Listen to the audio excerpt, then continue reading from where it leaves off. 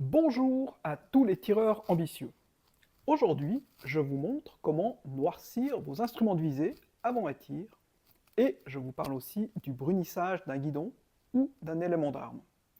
C'est simple et efficace et ça améliore vraiment la précision en réduisant les reflets gênants. C'est parti!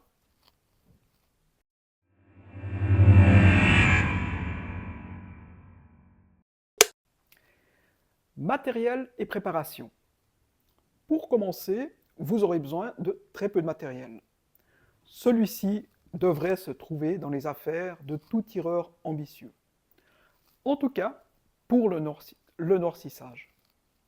Vous aurez donc besoin de chiffons non plucheux, d'un briquet spécial noircissant jetable ou rechargeable, ou un kit noircisseur au camphre et de feu, et peut-être aussi de produits noircisseurs si votre kit est vide.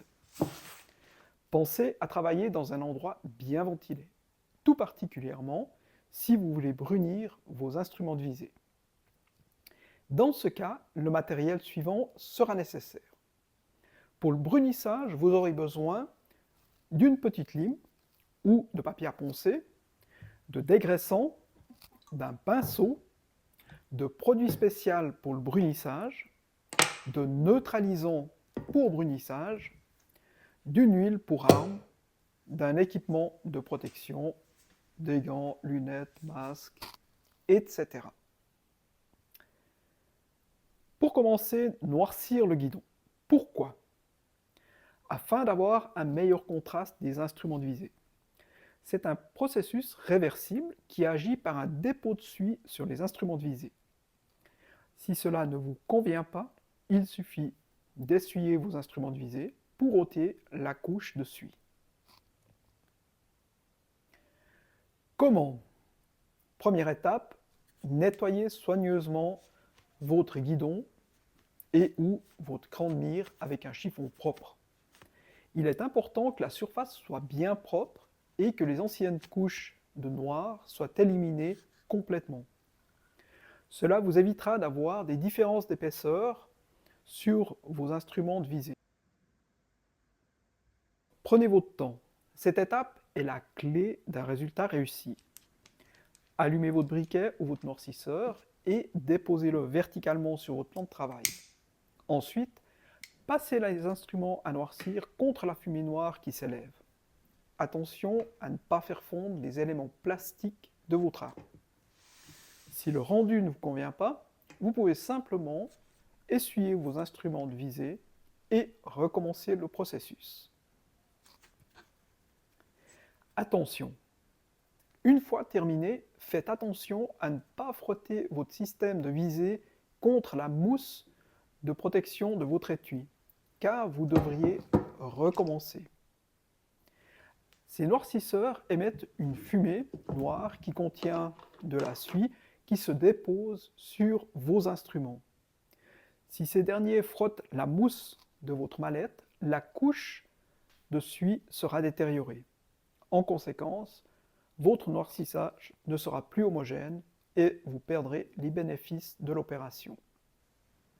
Il faut bien nettoyer vos instruments avant le noircissage pour ôter les couches précédentes, car sinon il y aura trop d'épaisseur et les angles seront moins marqués et peu précis. Vérifiez bien que la couleur est homogène et que la surface traitée apparaisse d'un beau noir mat sans reflet. Ce noir profond vous aidera à bien distinguer votre guidon dans le cran de mire. De plus, vous ne serez pas perturbé par les reflets que pourrait induire un éclairage direct sur vos instruments de visée. Ces reflets sont fréquents lors de finales en salle car ces lieux disposent d'éclairage peu adapté aux tirs de précision. En effet, ce sont souvent des salles de sport aménagées pour l'occasion de la finale en stand de tir. Voilà, vos instruments de visée sont prêts. C'est une opération simple et rapide qui peut vraiment améliorer votre perception de vos instruments de visée. Quelques avantages. Vous obtenez un meilleur contraste de vos instruments de visée. C'est une opération facile et rapide qui fait une différence lors d'une finale. L'équipement prend peu de place dans la valise du tireur. Facile à appliquer juste avant le tir, durant le temps de préparation. Peut aussi être appliqué sur le cran de mire pour une belle homogénéité des instruments de visée. Prendre garde à ne pas créer une couche trop épaisse. Veillez à conserver des formes géométriques, que les angles soient précis.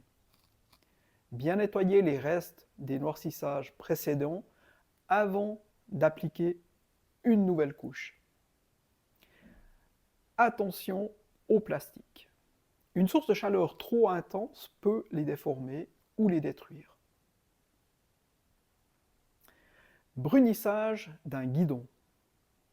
Qu'est-ce que le brunissage?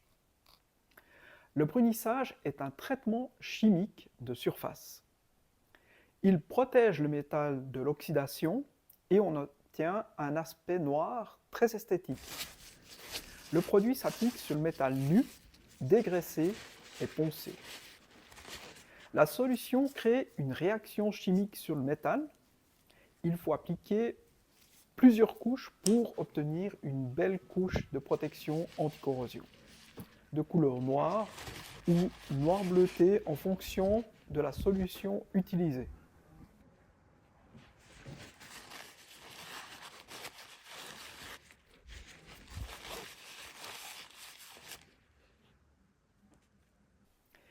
On distingue deux techniques de brunissage, le brunissage à froid et le brunissage à chaud. Souvent, les armuriers sont équipés pour brunir à chaud. Cette méthode est un peu plus résistante que la méthode à froid. Mais pour de simples retouches pour protéger votre arme, vous pouvez utiliser le brunissage à froid. La solution de brunissage diffère en fonction du métal. C'est-à-dire que vous n'utiliserez pas le même produit pour du métal ou de l'aluminium. Pensez-y. Attention, le produit de brunissage est corrosif et peut endommager les parties non protégées de votre arme ou votre surface de travail. Portez aussi l'équipement de protection adéquat. Respectez bien les consignes de sécurité, portez des gants et travaillez dans un endroit ventilé. Suivez les instructions du fabricant de produits de brunissage pour ne pas avoir de mauvaises surprises.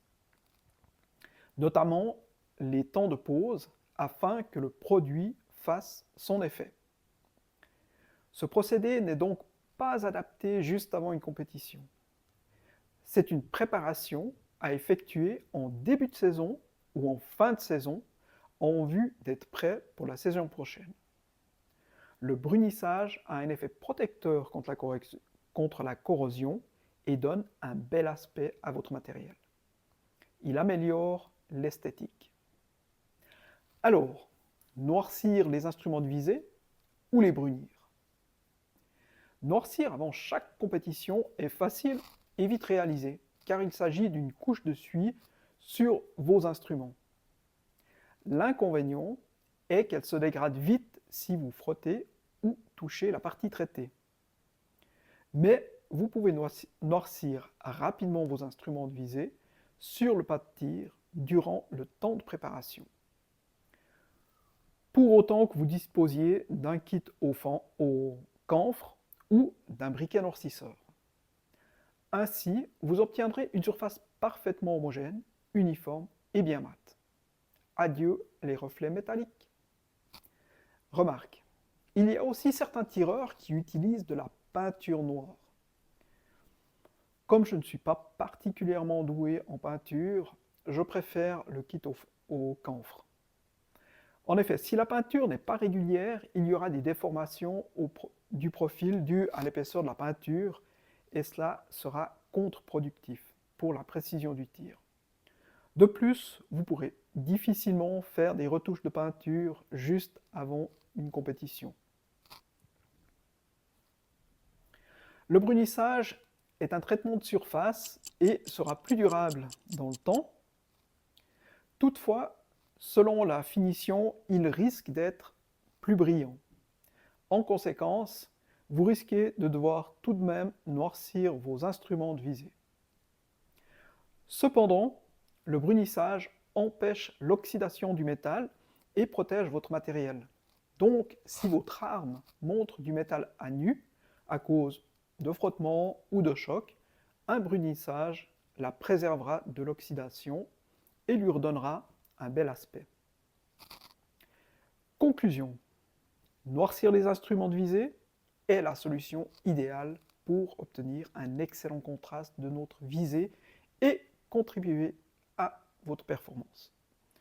Je vous recommande vivement de tester un noircissage de vos instruments de visée.